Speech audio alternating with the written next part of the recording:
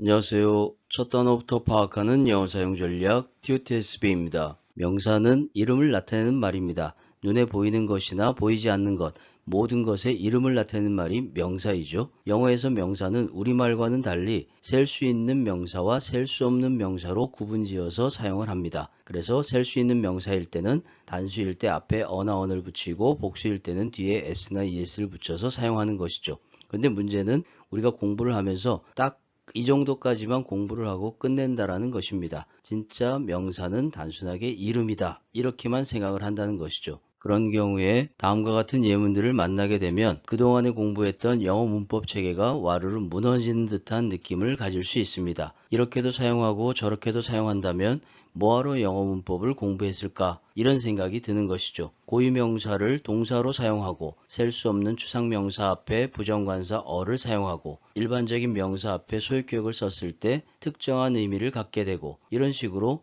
다양한 표현들로 사용됐을 때 혼란스럽기도 하고 자괴감이 들기도 합니다. 그렇지만 여기에 반전이 있습니다. 즉, 첫 번째는 이제 드디어 영어를 암기하는 것이 아니라 활용해야 되는 임계점으로 넘어가는 순간이다라는 얘기죠. 그리고 두 번째는 이것은 문법을 혼란시킨 것이 아니라 문법 체계 안에서 명사가 문장 안에서 활성화됐다라는 것을 의미하는 것입니다. 즉, 단순하게 이름의 목록이었던 명사가 문장 안에서 문법적 관계에 따라서 배치가 되면 느낌을 전달하는 의미로 활성화된다라는 것입니다. 마치 생명이 없는 글자에 생명력을 불어넣어서 꿈틀꿈틀 움직이게 만드는 것과 같다. 이렇게 표현할 수 있습니다. 이건 과장된 표현이 아니라 어느 언어나 마찬가지인 것이죠. 우리말도 마찬가지로 어떤 말을 들으면 바로 기분이 좋아지고 어떤 말을 들으면 바로 기분이 나빠지기도 하고 이렇게 언어가 바로바로 감정적으로 전달을 한다라는 것입니다. 근데 영어에서는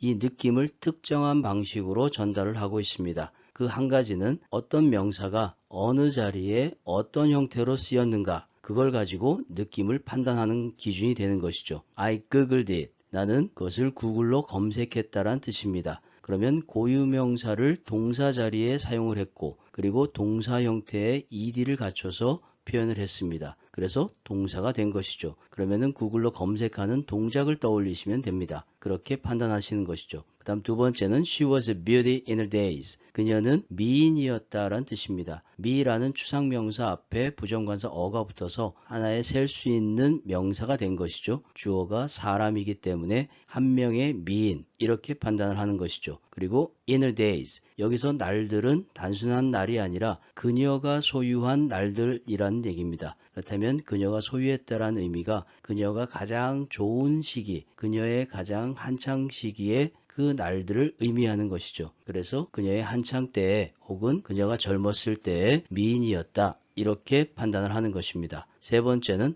How about friending her on Facebook? 여기서는 friend에 ing를 붙여서 전치사 다음에 동명사 형태로 사용을 했죠. 그래서 그녀와 친구 맺기를 하는 게 어때? 라는 뜻으로 사용한 것입니다. 이렇게 단순하게 암기가 아니라 이제는 기존에 배웠던 문법 체계 틀 안에서 단어들과 표현들을 활용하는 단계로 넘어가는 것입니다. 명사를 활성화하는 방법은 크게 네 가지 정도로 볼 수 있습니다. 관사나 소유격 이런 것들을 명사 앞에 붙여서 사용하는 경우죠. Your moment has arrived. 너의 순간이 왔다라는 의미입니다. 그래서 여기서 your moment란 얘기는 그 순간을 당신이 소유했다라는 의미에서 네가 주목받을 그럴 때가 왔다라는 의미가 되는 것이죠. 그 두 번째 경우는 동사와 명사를 사용한 collocation을 사용하는 것입니다. 그리고 세 번째는 가장 많이 활용되는 전치사를 활용하는 것이죠. 그리고 네 번째는 명사 자체를 동사로 사용하는 것입니다. 차례차례 하나씩 설명드리도록 하겠습니다. 첫 번째는 기본 동사와 명사가 짝꿍처럼 사용되는 collocation입니다. 이 표현은 명사가 의미하는 행위를 하다 이렇게 해석하면 되는 것이죠. How about doing lunch sometime? 언제 시간 되면 점심 한번 하자 이런 뜻입니다. 실제로 점심 식사라는 동작을 하는 것이 아니라 그 행위를 한번 하자라는 의미가 되는 것이죠. 실제로 점심을 먹고 있는 동작을 의미할 때는 eat lunch, have lunch 이렇게 표현을 해야 됩니다. 그 다음 두 번째는 I'd like to an interview with your son Thompson. 글자 그대로 나는 인터뷰를 하고 싶다라는 뜻입니다. 세 번째는 do things. 어떤 상황들을 하다라는 뜻인데 이 말의 의미는 막연한 어떤 상황들을 하다라는 의미에서 상황을 잘 처리하다라는 의미로 사용됩니다. 그런데 주어가 she가 나왔죠. 그래서 she가 나에게 어떤 상황들을 잘 처리한다라는 의미에서 이 she가 나를 뭔가를 느끼게 한다, 감동을 준다 이런 의미로 확장돼서 해석이 되는 표현입니다. 이런 식으로 do the dishes, do hair, do makeup, do laundry, do damage, do a movie. do a movie는 영화를 찍다 혹은 영화에 출연하다 이런 의미가 되는 것이죠. 그런데 굳이 동사를 놔두고 이런 표현들을 사용하는 경우는 특정한 의미가 있기 때문에 그렇습니다. 그 한 가지 이유는 명사 앞에 특정한 형용사를 써서 좀 더 구체적이고 세밀한 표현을 만들 수 있다는 것이죠. 그리고 뒷부분에 더 추가적인 수식어구들을 첨가해서 다양한 의미의 표현들을 만들어낼 수 있는 장점이 있기 때문에 이 표현을 사용하는 것입니다. 명사를 동사로 사용하는 경우에는 그 명사가 의미할 수 있는 동작을 떠올리면 됩니다. hands 하면은 손이 되겠죠. 그러면 손을 가지고 할 수 있는 동작, 손으로 잡고, 손을 들고, 손으로 치고, 손으로 건네주고 다양한 동작들을 떠올리면 됩니다. hands up 그러면 손을 위로 하는 것이기 때문에 손 들어 이런 의미가 되겠죠. hands up 하면은 손을 떼라는 의미가 되겠죠. 분리 이탈의 전사를 부사적으로 사용한 것입니다. 두 번째는 handed out, 나눠주었다라는 뜻이죠. 손으로 잡고 밖으로 라는 의미이기 때문에 그 학습 자료들을 반 학생들에게 나눠주었다 이런 의미입니다. 그리고 hand in, 손으로 잡고 안으로 가지고 가다라는 얘기죠. 그렇다면 당신의 보고서를 제출하다라는 의미가 됩니다. 너는 내일까지 보고서를 제출해야 한다 이런 의미가 되겠죠. hand over the reins, 여기서 rain은 원래 말의 고삐를 나타내는 것인데 이 고삐라는 의미가 비유적으로 사용돼서 지휘권이나 통제권을 의미하는 것입니다. 그러니까 지휘권을 넘겨서 손으로 잡다라는 얘기가 되겠죠. 그러면 건네받다라는 뜻이 됩니다. 내 생각에 너는 이제 네가 지휘권을 넘겨받아야 돼 라고 생각한다는 얘기입니다.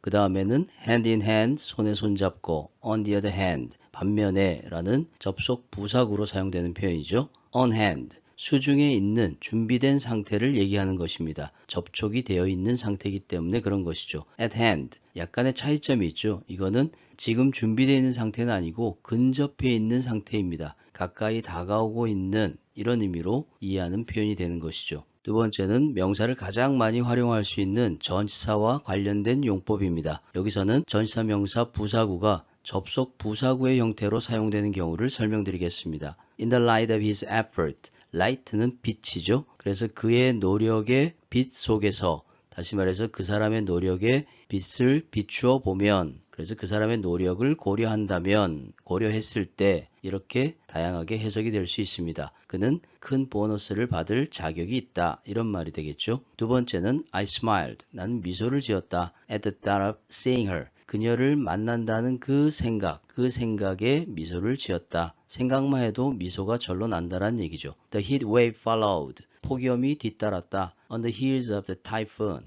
여기서 heel은 사람의 발 뒤꿈치를 의미하는 것이죠. 그래서 뒤꿈치에 연결되어서 접촉되어서 란 의미이기 때문에 태풍이 지나고 난 직후에 라는 의미가 되는 것입니다. 바로 뒤따라서 일어난다는 얘기죠. 그 다음 네 번째는 I'm calling, 나는 전화하고 있다란 뜻입니다. In the hope of getting a job, 직업을 얻는 것의 희망 속에서 직업을 얻는다라는 희망에서 지금 전화를 하고 있는 것이다. 이렇게 표현을 하는 것입니다. 세 번째는 소유격과 명사의 관계입니다. 이 소유격은 단순하게 소유한다라는 것만을 의미하는 것이 아니라 명사에 대한 지배와 통제, 권한, 여러 가지 다양한 관계들을 표현하고 있는 것이죠. He is a man of his word. 그의 말의 한 부분의 남자다라는 얘기죠. 그의 말의 한 부분이 되는 남자이기 때문에 그의 말을 그대로 실행하는 남자란 얘기입니다. 그래서 그는 약속을 잘 지키는 사람이다. 이런 의미가 되는 것이죠. Tom's success gave me a lot of courage. 탐의 성공은 이란 뜻입니다. 그러면 탐이 성공한 것은 다시 말해서 주어와 동사의 관계가 형성되는 것이죠. 그것이 나에게 많은 용기를 주었다는 뜻이죠. Caesar's assassination was a historic event. 여기서는 Caesar의 암살이란 뜻인데 Caesar가 암살을 당한 상태를 나타내는 것이죠. 그래서 타동사와 목적어 관계가 되는 것입니다. 이것은 문맥으로 파악을 해야 되는 것이죠. 그것은 역사적인 사건이었다. 이렇게 이해를 하시면 됩니다. 네 번째는 The pleasure of being with you is the greatest gift to me. 그 기쁨은, 그 즐거움은, 그런데 뒷부분에 그 즐거움이 어떤 즐거움인지, being with you, 당신과 함께 있는 것의 기쁨, 즐거움. 다시 말해서 앞에 있는 명사와 뒤에 있는 동명사 형태의 목적어가 동격이란 얘기죠. 당신과 함께 있는 것에 대한 즐거움, 그것은 아주 가장 큰 선물이다, 나에게는. 이렇게 판단을 하시면 됩니다. 이런 식으로 명사에 대한 다양한 표현들을 하나씩 활용할 수 있는 단계로 익혀나가시면 됩니다. 오늘 설명드린 내용이 영어 공부에 많이 도움이 되었으면 좋겠습니다. 끝까지 영상을 시청해 주셔서 감사합니다.